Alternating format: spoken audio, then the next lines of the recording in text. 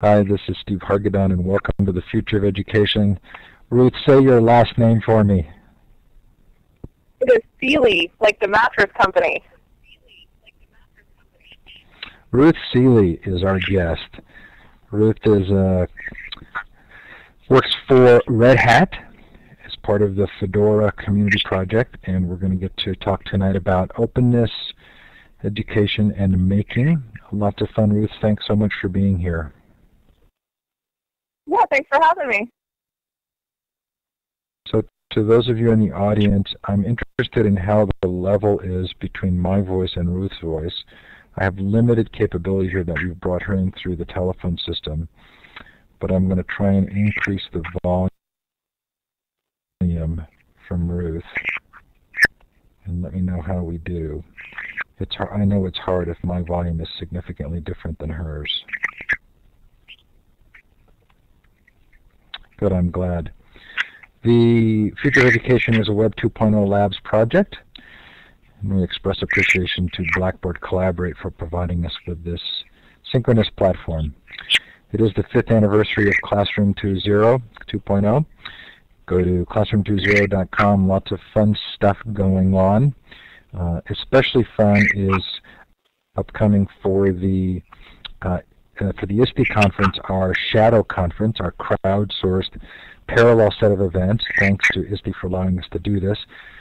The events start on Saturday with ISTE, with Social EdCon, and that's an all-day unconference held all day Saturday before ISTE. Sunday we have a Global Education Summit. Then Monday through Wednesday we have the Bloggers Cafe and ISTE Live. If you've never presented at ISTE or you didn't get your submission in on time, you can sign up at ISTE Live to actually give a presentation, and not only in front of a live audience but streamed out. So go to isteunplugged.com. Social Learning Summit was a huge success in April. All of those sessions are recorded. sociallearningsummit.com, or go to classroom20.com and look for the link all about social media and education. Coming up, the Library 2.012 conference and the Global Education Conference. Website for the Library 2.012 is library2012.com, and the Global Education Conference is globaleducationconference.com. Those events are free. Coming up in the Future of Education, lots of fun interviews. About half of these were added within the last couple of days. I won't go through them again, but Lee Rainey from Pew, Gordon Dryden from New Zealand, Tony Wagner from Harvard, Ron Walk, just a great lineup at futureofeducation.com. If you've missed any of our sessions, they are all in full Blackboard Collaborate versions, recorded versions, plus MP3, and you are most welcome to download and listen to any of those. Over 250 sessions. I think we may be closing in on 300. So this is a chance to let you know, let us know where you're participating from. Now to the left of the whiteboard, look for the icon. It's the star. It's the second one down. Double click on that and then click on the map.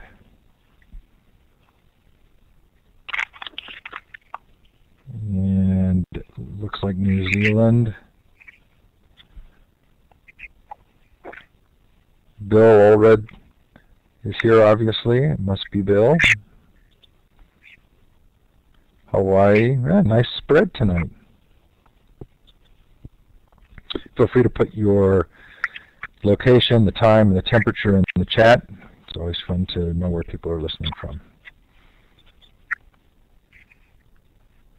We are sure glad to have you here. Is someone in the Caribbean? And can the rest of us go there? What's that? You asked if someone was in the Caribbean. I said, and can the rest of us? We'd like to all be there, wouldn't we? Although I don't know what the weather's like. Warm, very warm, Leroy says. Wherever you're listening from, we sure are glad to have you here. Thank you so much for joining us. Okay, Ruth, so we got a little bit of a late start, but are sure glad to have you here. Thanks for coming on. Yeah. Where should we start? Well, first I'd like you to explain what Red Hat is, what Fedora is, and sort of the role that those two names, organizations play, and their relationship to this topic of openness. Sure. Red Hat started in 1993 with Linux, which at the time was called Red Hat Linux. Today it's Red Hat Enterprise Linux, and that was the result of some changes that happened, I want to say around 2000, 2001, where Red Hat had been sold in Best Buy big box type stores, literally in a box. Red Hat Linux, you go pick up your box at the store. And as internet download speeds became faster and it was easier to download software online, that was decreasingly a viable business model. And that was one of several factors that led to a change in Red Hat's business model. And so today we have what's called Red Hat Enterprise Linux, and we sell not the software but subscriptions to support and services and so forth for not only Red Hat Enterprise Linux, but a whole suite of enterprise software, middleware, and lots of things that happen in a data center that most people don't ever even realize happen. Fedora is the community-driven free version of Linux that Red Hat sponsors the project. And so anyone at all, anywhere can contribute to the Fedora project. You don't even have to be a programmer. You can contribute to the documentation or the marketing or the artwork or any number of functions that aren't programming related. And Fedora's distribution then feeds into Red Hat Enterprise Linux. Red Hat pulls from Fedora and hardens the software and makes it ready for companies to use and incorporates all of that into Red Hat Enterprise Linux. What that has to do with all of this open source education stuff and all of that, well, for one thing, a lot of open education software runs on Linux, which is great, and really lowers the financial barrier to entry for a lot of people who otherwise couldn't participate. And so you can run all of that free education software on Linux, which is the free operating system, and that's how you get very low-cost systems like the OLPC. We launched OpenSource.com about two and a half years ago. There's a banner at the top that calls it a Red Hat community service. And what we wanted to do with OpenSource.com was talk about how all of those principles that made open source software very successful, and it has been for Red Hat and other companies. Red Hat became a billion-dollar public company as of April of this year. Those principles that make open source successful for software development, like collaboration and transparency and rapid prototyping, how those could be applied in other ways, and how they are being applied in other ways, and how they're very successful in those places. So OpenSource.com is not about software, it's not about technology, although we do talk about those things from time to time. It's about applying those principles in other ways. And one of the big ways is education. So we split the site into what we call channels. It's sections, just like your newspaper has sections. And it's business, education, government, health, law, and life is the catch-all channel, or something that didn't fit somewhere else goes in the life channel.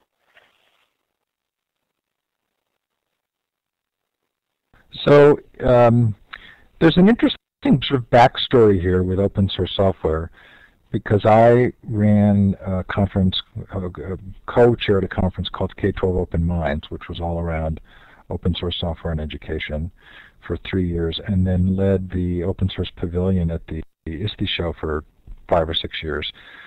And really, about a year ago, it became pretty clear that open source as a movement, at least in K-12 education, had fallen under the sword of Google Apps for Ed, in part because of the tremendous cost savings, but in part because just of the convenience. Did we lose something important there? Can this come back, or does the movement to the cloud really change sort of the adoptability of open source? Did we lose something in the Google Apps, or I'm sorry, I'm not sure I quite understood what you're asking. Well, have we turned a corner that's going to be hard to go back? Is the idea of schools running open source software on their own servers not going? Has that disappeared with the cloud? No, not any more than everyone else has moved all of their stuff to the cloud. And I think, like with a lot of things, education will lag behind that curve. I know my kids' classrooms certainly haven't moved to the cloud in almost any fashion at all, other than the way they store syllabi and things like that on Blackboard. But I think it'll be a long time before everything entirely goes to the cloud. Well, there are some interesting open aspects to the discussion around the cloud. And in particular, I think Richard Stallman for some time now has been kind of arguing that data and privacy become sort of core issues when you move to the cloud. That still feels like it's very much a part of the open story, right? Right. Well, so one of the main principles that I talk about, when I started giving talks about what OpenSource.com is doing a year and a half ago, I quickly realized that as soon as you say open source, people jump to software and they block out anything else. And so I stopped saying the words open source and started talking about whatever principle I really meant. And one of those primary principles I talk about is transparency. But in education in particular and in healthcare apps in particular, the flip side of transparency is privacy and security. And we've seen over and over again that that is not a problem that the cloud has solved yet. And it's certainly a primary concern for students and parents. Okay, so if someone goes to opensource.com, what kind of stories are they going to see? And in particular, which stories do you have responsibility for? I was thinking you were over the Life channel. Is that correct? I am. In official sorts of terms, we call them moderators. Most people would probably call them editors of the Life channel. But I've written about 20% of the content across the entire site thus far, including in all of the channels, including the education channel. I've recently moved. The reason I'm talking about Fedora more these days is because I was on the team within Red Hat that originally started up OpenSource.com, and a few weeks ago I moved to a new team we have called Open Source and Standards, where I'm focusing on Fedora more. So I'm not abandoning OpenSource.com. I'm still working on it, but I probably won't be writing that 20% of the content anymore either. So if you go to the education channel, you will find, so OpenSource.com runs like an open source community. We have contributions from anybody who's willing to contribute. And so what you'll find is what someone was interested in contributing at that given time. And ideally, it's content that is interesting to what is happening at that given moment. If you start scrolling back in the education channel right now a little bit, there's timeless things like about unschooling and how those principles relate to open source, but then there's a bit about how Blackboard, which we're here on, ties into open source a little bit. There's open research stuff, open access, library questions. There are articles about how different places around the world are doing things. One of my favorite stories we've had is a video you can go watch about the Open High School of Utah, which is applying open source not just to the technologies, but across the entire school. And so it enables kids to go to high school in Utah, but while not being in Utah. They've got one kid who travels as a champion skateboarder and one girl who volunteers in orphanages in China, but they're going to high school in Utah at the same time and doing it with open materials, open education resources. So I was at a conference recently with David Wiley, who's sort of behind that initiative. And the discussion was around the benefits of openness in education. And we asked David the question, what's been the primary benefit of openness for the Open Online High School? And his response was that it allowed the teachers to have control over the curricular content and every year to rewrite it and to match what they wanted. But it wasn't, in his answer, wasn't we're transforming education. It was a very sort of practical response. Do people sometimes pin too much hope on openness to transform education? Or is there really a direct connection between openness and some of the kind of deeper reform movements in education? That's an interesting question. I probably tend to be something of an idealist and think that openness is changing everything everywhere for the better all the time, even if I know that that's perhaps not necessarily 100% true, but like I said, I'm an idealist. But then, and I think David is probably more of a practical person and sees the bottom line benefits. And in the sense of financial bottom lines, that's certainly another major benefit for openness changing education. It makes a huge difference. But I do think that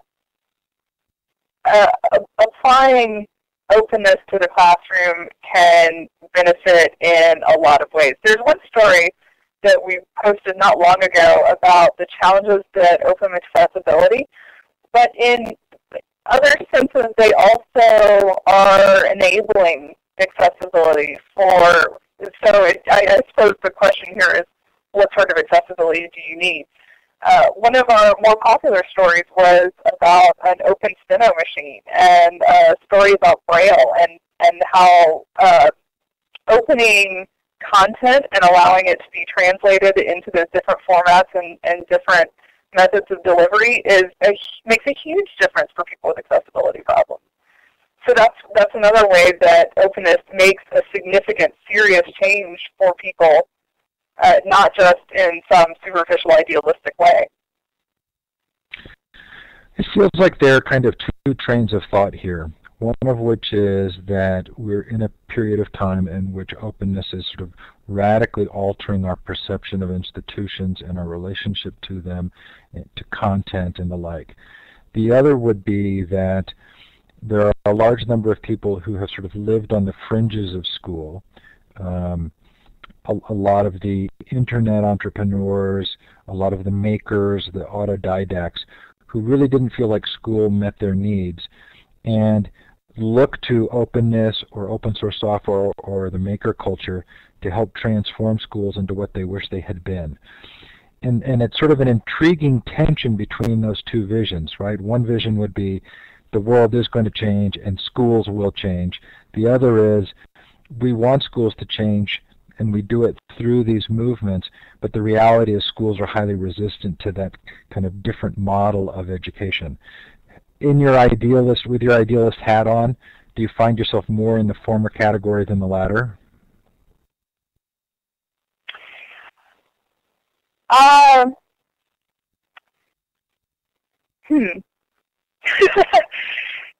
So if we step outside the education world and just think about how everything has changed at this point, we are functioning more openly than we ever have before because of the internet.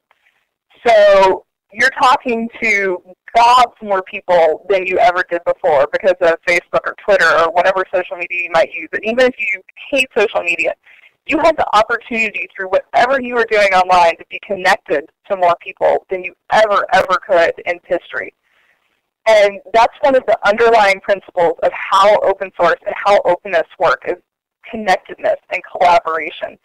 And so just at that base level, people who are having kids who are starting school now, and those kids themselves are entering that with a more open perspective than their parents and their grandparents and anyone before them did. And I think that that is going to flow into the way that they behave in the classroom and the way that we start to approach education.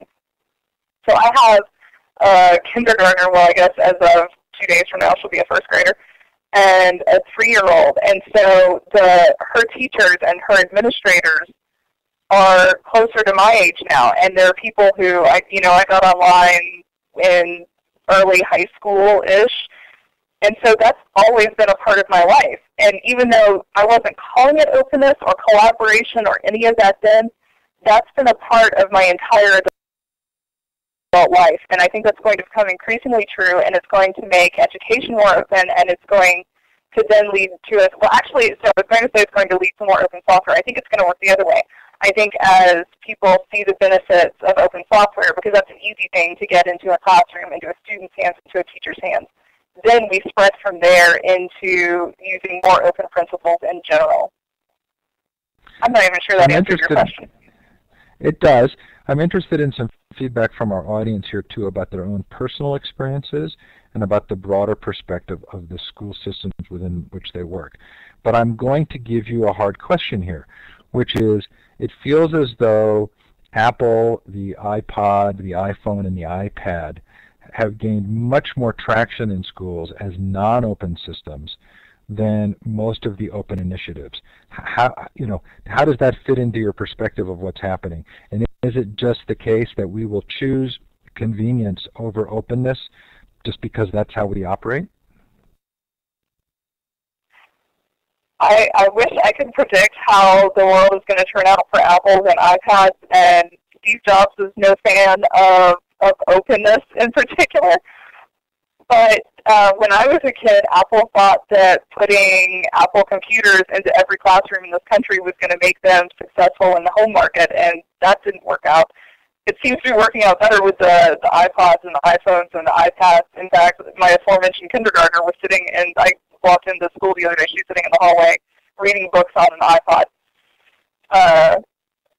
But that doesn't mean that Android isn't making progress as well, and I'm seeing more. So for those who don't know anything about me, which is probably everybody, I also blog for a site called Geek Mom that's on Wired.com, and it's interesting how many more apps for kids we get for the iOS than we do for Android, but it's starting to change. I'm starting to see more apps on Android and more attention paid to that. The biggest challenge, and I'm not going to pretend that iPads aren't incredibly popular, but the problem is you're comparing a device to many devices.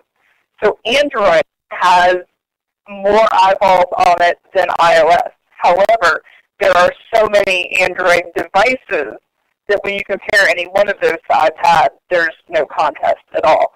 And that makes it a huge problem for the developers because you can't just develop once like someone developing for iOS does. They develop it for an iPad and it goes on the iPad and that's it. If you want to develop for Android, you've got gobs and gobs of hardware compatibility problems. And that's going to be a huge, huge uphill battle. Yeah, I wonder if this doesn't reflect an actual dichotomy in human nature, which is sort of both the sharing and the competition, and our perspectives on both.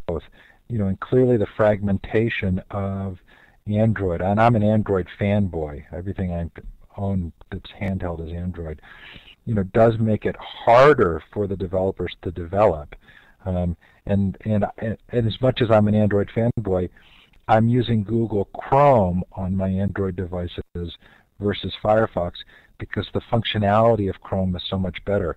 So I sort of feel like I live in two different worlds. I'm an idealist in some areas and a pragmatist in others.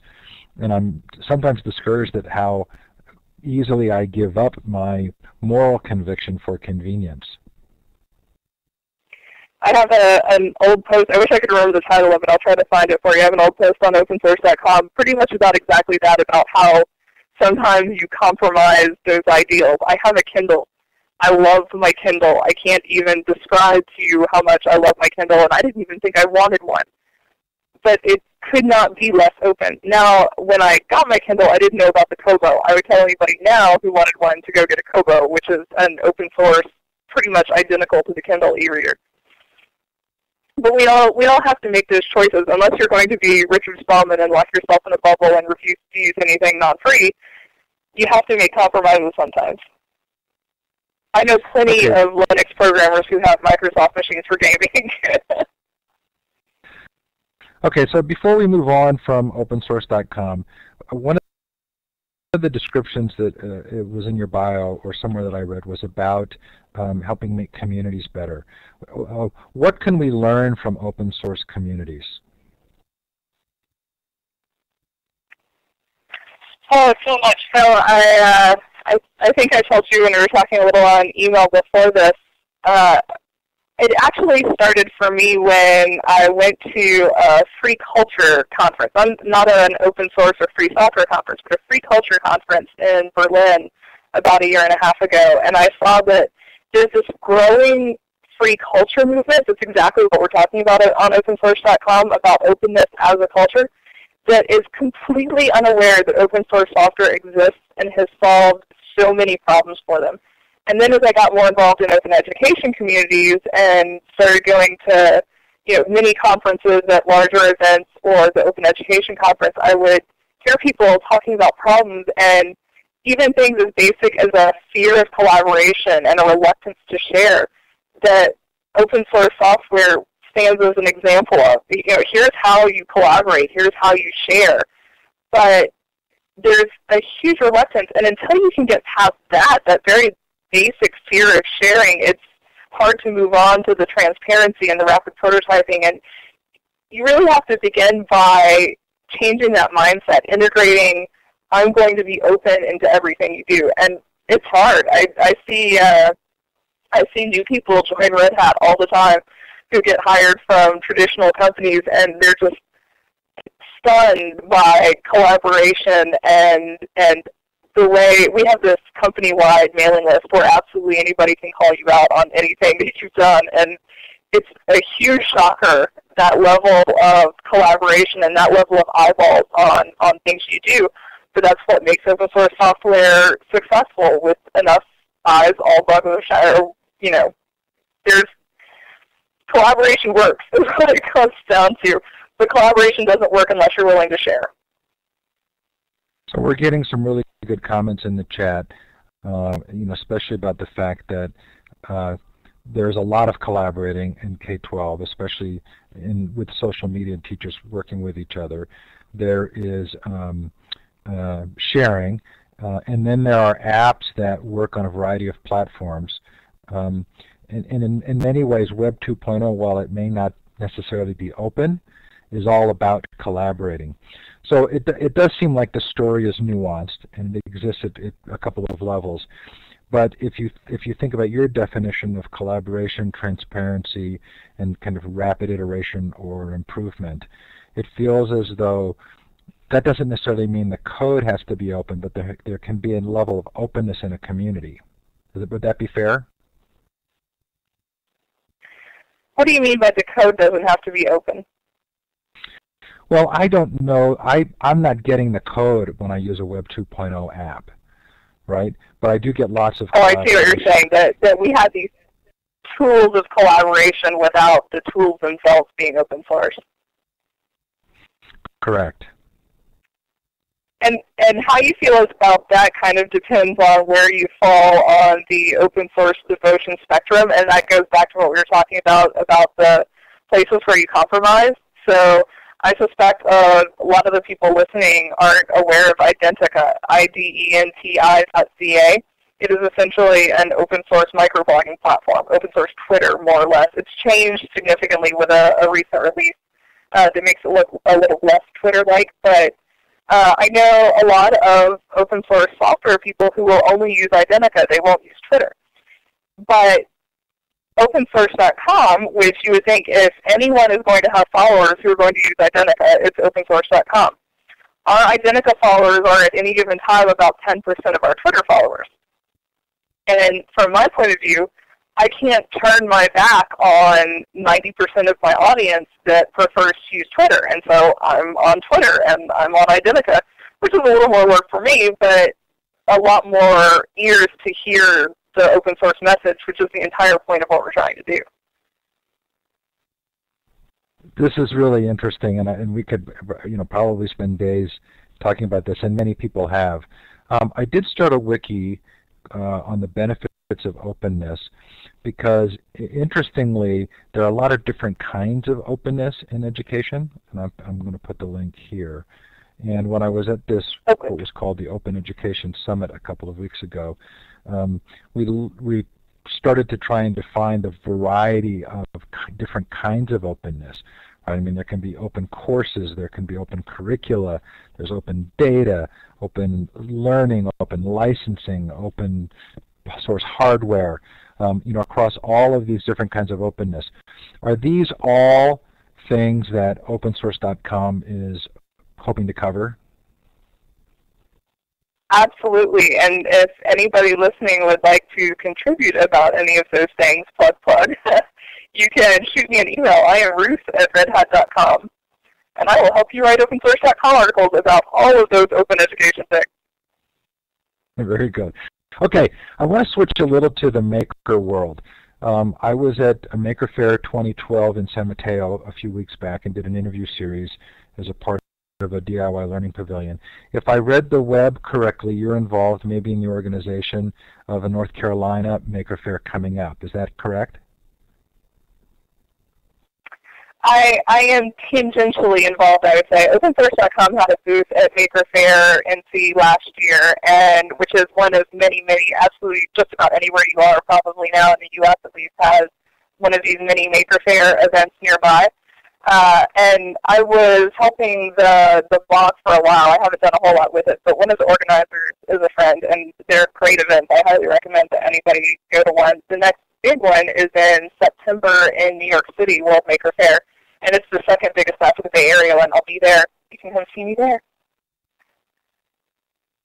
So what's the connection between your own kind of personality of being a maker, which involves everything from biscuit making to Star Wars birthday parties to costumes and crafts? What's the connection between openness and the maker world? Well, I think it's a very easy crossover. It comes down, Make Magazine has this motto, you can get it on t-shirts and all, that says if you can't open it, you don't own it.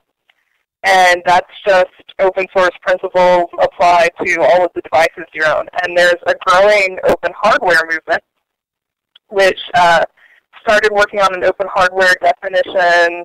I'm going to try to say when, and I'm going to get it wrong. I feel like it was last September or September a year ago.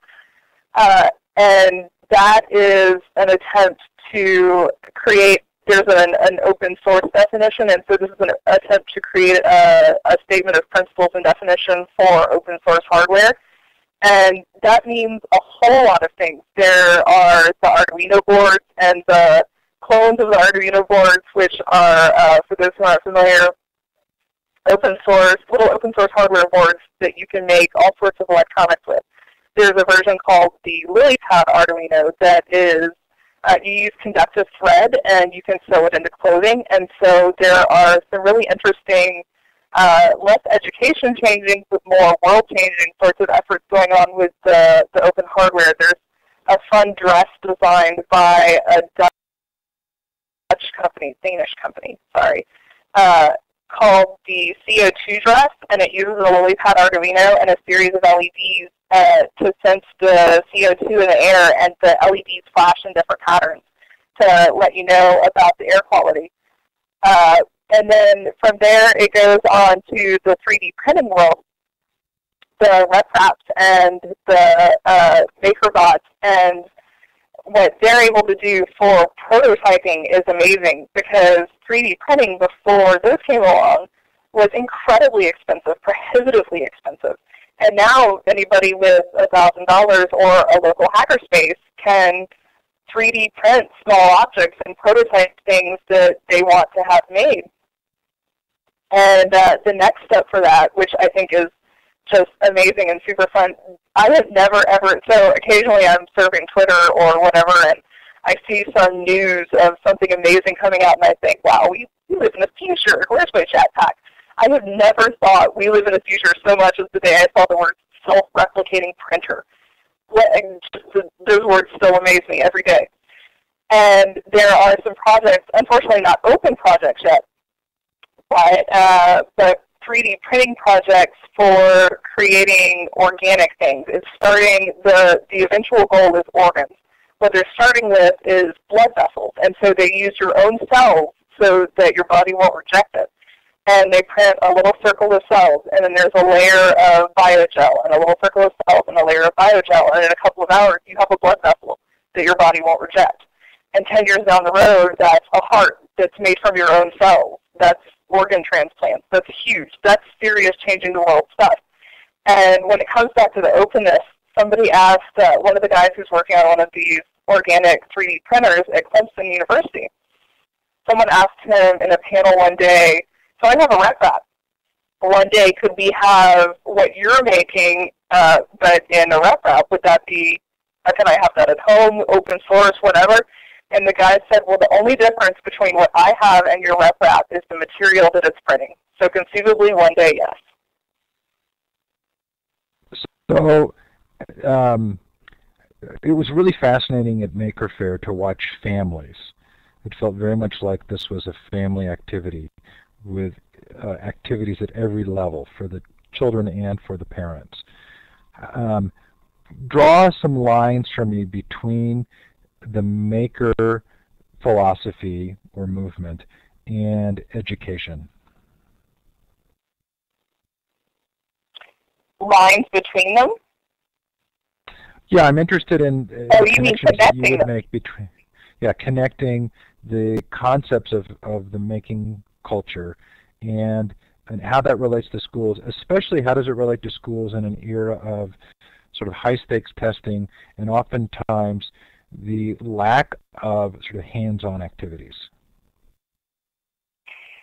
Well, the maker culture certainly speaks more to the autodidact, like you mentioned before, and the people who are enthusiastic about learning, and that's the adults you see there, are the people who would probably go back to school every day if they didn't need to have jobs to pay the mortgage, and sharing that infectiousness with their children.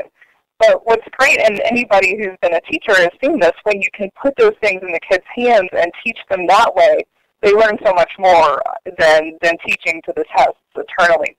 Somebody just posted in the chat a series of videos about printing the heart. Again, so amazing. But you know what would be great is just massive organized field trips to maker fairs everywhere. And it would be great if we could get more of that into the hands of kids. And one way is all of this super cheap open hardware. The Raspberry Pis have finally come out, which is a little $25 computer. There are a couple of others. The All-Winter has started shipping. The Q-Box is actually in a box, and it's about $100, significantly more. But the first NEX competitions, the robotics, putting those things in kids' hands so that they're learning by looking at it and doing it instead of looking at a whiteboard. Well, I know Dale Doherty has gotten funding for this Maker Education Initiative, which is something akin to school gardens or after-school robotics programs. It's kind of creating a space where things can happen that hopefully will influence just by virtue of being there and people being able to take advantage of them. I don't know if that hobby blog of yours, is that one you make public? It was harder for me to find, but can I put that up? Oh, that's just sort of my personal blog that I had a long time ago, and usually I post to it starting about this time of year when I start working on massive science fiction costumes, to be honest.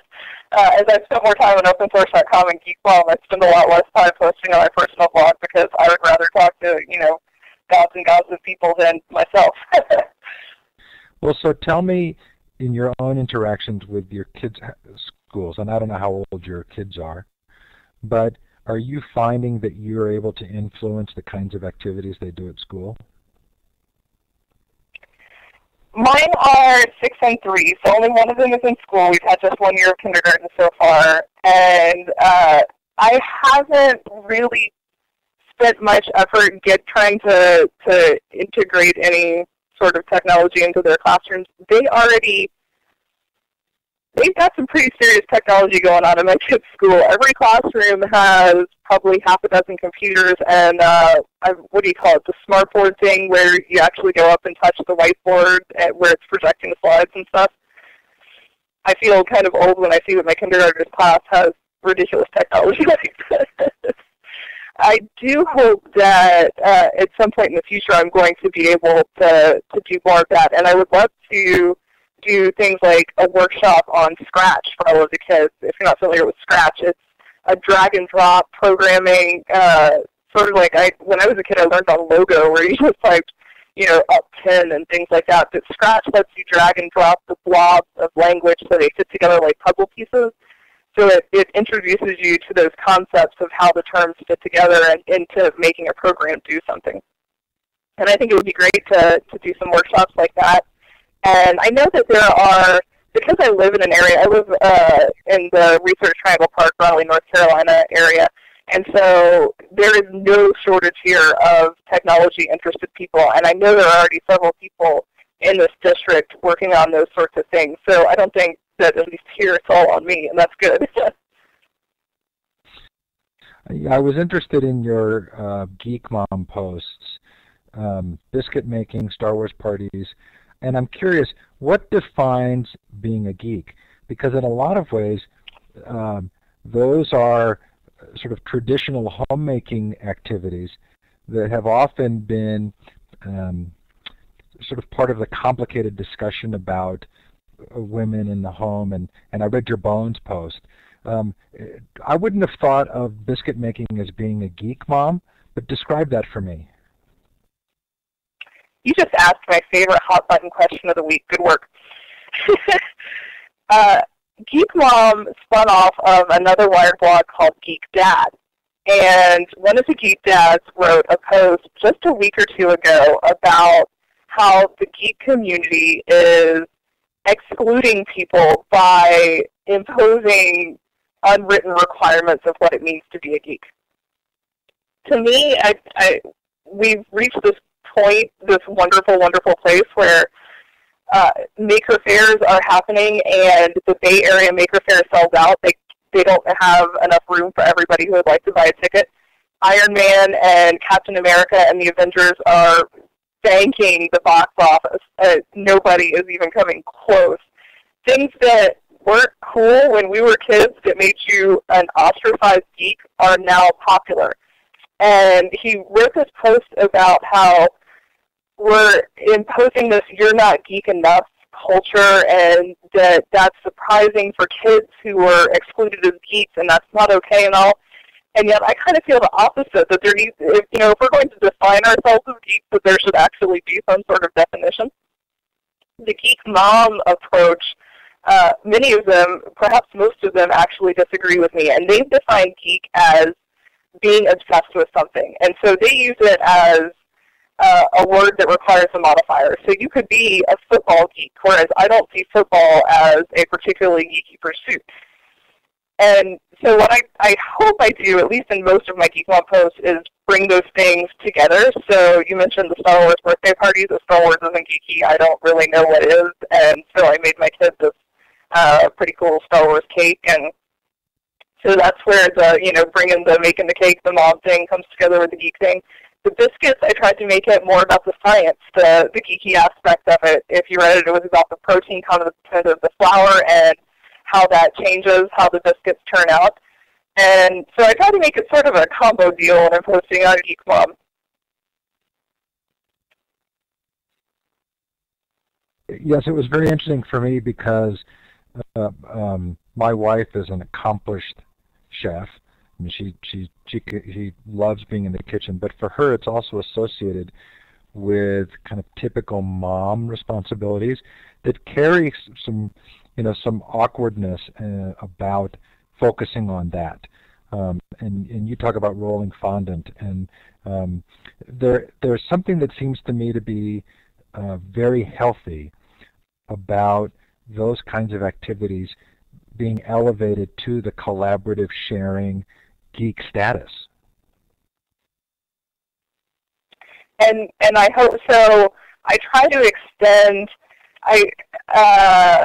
if you scroll back through more of my old posts, I like to do cake decorating. I like to build crazy 3D cakes and like you say, roll fondant and make wacky stuff. And within that cake community, there's a lot of not collaboration. There's a lot of, this is mine, and I'm not going to tell you how I did it, and you can look at my pretty picture. And so I hope I'm applying the open source principles that I preach by day into the caking, the costuming, and all of the stuff I do by night. I also try to always post, when I finish the costume, I post the make instructions for everything that I've done. I post cake how-tos, so that I'm not just saying, hey, look at this cool thing I made. I'm saying, here's how you can do it too. And I also like to encourage people. I think it's funny if you serve knitting, message boards, crocheting, crafting, things like that. Sooner or later, you'll come across somebody who says, "I really like the pattern for this blue scarf. Could you tell me how to make it in green?" And so it always seems so simple for me. I'm like, well, use the green yarn instead of the blue. And that seems so obvious to me, but I try to remember that making those small changes, which is how open source software works, take this thing that I've created and make it your own, isn't always obvious. And so I try to help people figure out how they can take something that I've created and make it their own. In fact, that Star Wars cake I based off of, if you Google action figure cake, I think it'll come up. There was this cool cake somebody made that's it's not the action figures themselves, it's layers that are reminiscent of their costumes, or like one layer has a Hulk fist coming out. And so it was sort of reminiscent of that cake, of my own little derivative work. Ruth, we're almost out of time. I want to ask one final question. At the same time that we're seeing the Internet provide this incredible opportunity for openness, it also feels as though we're seeing increased opportunities for surveillance, and in a lot of ways that we're living through a period of conflict between two paradigms about sort of how we interact as human beings. Are you ultimately optimistic that openness wins? I am always generally optimistic that openness wins, but again, privacy and security are the flip side of transparency, and it has to be a balance. And since I am an eternal optimist, there are people, if you've been on Facebook this week, or at least on everybody I know's Facebook page, people are posting this ridiculous forward that says, now that Facebook is public, you have to post this message on your Facebook page that says that they can't use your pictures. I'm like, well, number one, your post is meaningless. Number two, if you don't want it shared, you shouldn't share it on the Internet. And I kind of approach the Internet from this public approach. I don't put it online unless I intend for someone to see it and like it and use it. I understand that not everybody approaches the world that way. So I try to be hopeful, I try to be optimistic, but I also know that because I have this less private approach to things, that perhaps I am not the one who's going to solve that problem. Ruth, thanks so much for coming on. We do finish on time as a courtesy to everybody involved, and I'm so sorry that you had trouble with the audio as you started there. But I really appreciate your coming on and talking about these topics, and sure love the fact that you have exemplified them so much in your own life. Thanks. Coming up on the future education. Oh, most delightful to have you here. Thursday, Christine DiPaolo talks about student branding, which should be a lot of fun. And lots more coming up on futureofeducation.com. Thanks to Ruth Suehle. Thanks to you for joining us tonight. Take care, everybody. Have a great night or day.